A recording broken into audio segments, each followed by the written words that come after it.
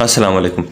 آج کا ایک تازہ واقعہ ہے، میں نے سوچا آپ لوگوں کے ساتھ شیئر کر دوں کہ ہمیشہ سے ہم سننے میں ہمارے آتا ہے کہ جیسی عوام ویسے حکمران۔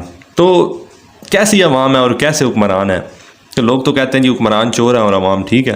تو میرے ایک عزیز و اقارب ہیں، بڑے ہی قریبی، میں نام تو نہیں لیتا ان کا، کہ دوست احباب میرے نہیں ہیں، عزیز و اقارب میں سے ہیں۔ تو ایک واقعہ آج سننے کو ملا ہے کہ کچھ عرصہ پہلے وہ کہیں ان کی شادی کے دوسرے شہر میں ہوئی ہے، تو اپنی بیوی کو لے کے اپنے سسرال گئے ہیں۔ وہ تو سسرال گئے ہیں، وہاں پہ مہنگائی سے تنگ آ کے اور بے روزگاری سے تنگ آ کر وہ سسرال چلے گئے، چلو اچھا کھانا پینے میں مل جائے گا۔ 2 دن رہے ہیں، 3 دن رہے ہیں، ہفتہ رہے ہیں، کرتے کرتے مہینہ، 1.5 مہینہ، 2 مہینے، زیادہ 2-2.5 مہینے رہے ہیں وہاں پہ۔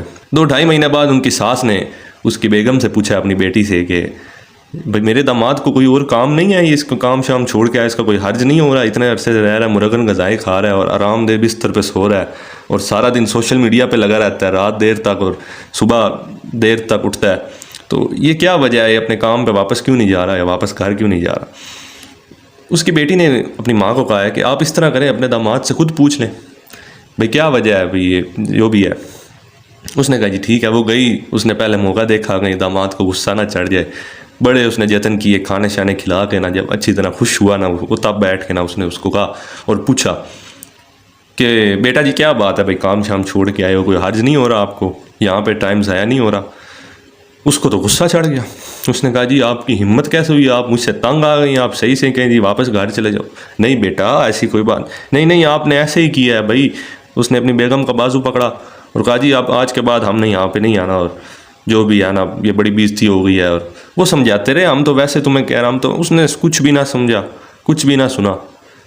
وہ 2 مہینے 2.5 مہینے ان کا نمک کھا کھا کے وہاں سے لے کے ان کی بیٹی کو نکل آیا اور اب واپس چنیوٹ آ گیا۔ میں شہر کا نام بھی نہیں لیتا کس شہر میں تھا، تو بہرحال اب وہ واپس چنیوٹ آ گیا۔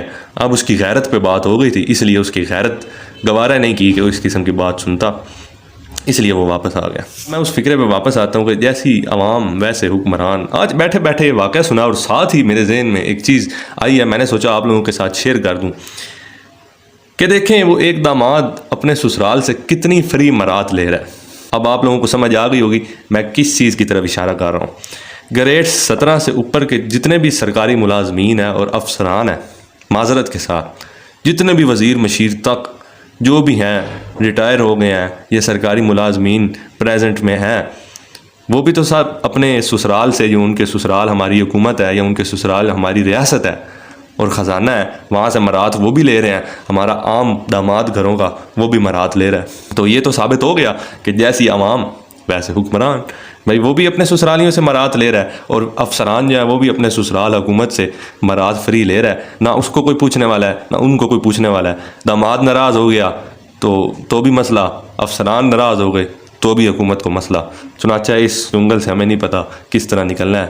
کہ خدا را پاکستان پہ رحم کرو، سسرالیوں کو تنگ کرنا چھوڑ دو اور پڑھے لکھے اور باشعور سوسائٹی میں رہنے والے فرد بنو اور یہ ظاہر کرو کہ آپ بھی باشعور اور پڑھے لکھے افراد میں شامل ہیں۔